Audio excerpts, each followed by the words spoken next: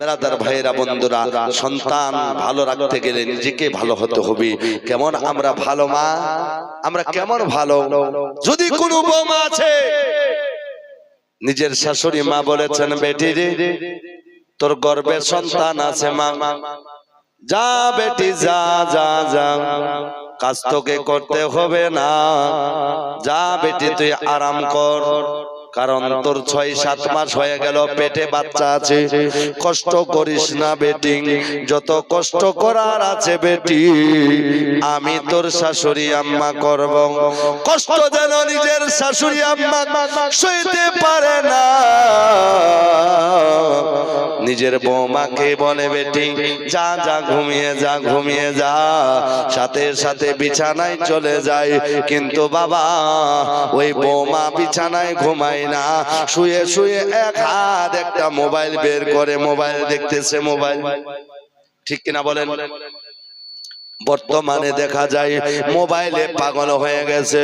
তাহলে পেটে বাচ্চা আছে, যদি মা মোবাইল দেখনে वाला হয় তাহলে বেটা কি হবে? মা যদি মোবাইল দেখনে वाला হয়, এ জোরে বলেন না বাপ, বেটা কি হবে? মোবাইল দেখনে वाला হবে। কিন্তু আমার গাউসে পাক মা তো উনিও মা, আর আমার মা কেমন মা? আমার মা হচ্ছে মোবাইল দেখনে वाली মা, আর গাউসে পাকের মা হচ্ছে কোরআন পড়নে वाली মা। জোরে বলি, আমার গাউসে পাক মায়ের পেটে, আমার গাউসে পাকের মা উম্মুল খায়র ফাতেমা কোরআন তেলাওয়াত করে, উঠে তো কোরআন তেলাওয়াত করে, বসে তো কোরআন তেলাওয়াত করে, ঝাড়ু লাগায় তো কোরআন তেলাওয়াত করে, রান্না করে তো কোরআন তেলাওয়াত করে, খায় তো বুও কোরআন তেলাওয়াত করে, বলে তো কোরআনের ভাষায় বলে। এই জন্য তো আমার গাউসে পাক যখন মায়ের পেটে ছিল, মা উম্মুল খায়র ফাতেমা আপনার 18 পারা কোরআন শরীফ তেলাওয়াত করেছিল।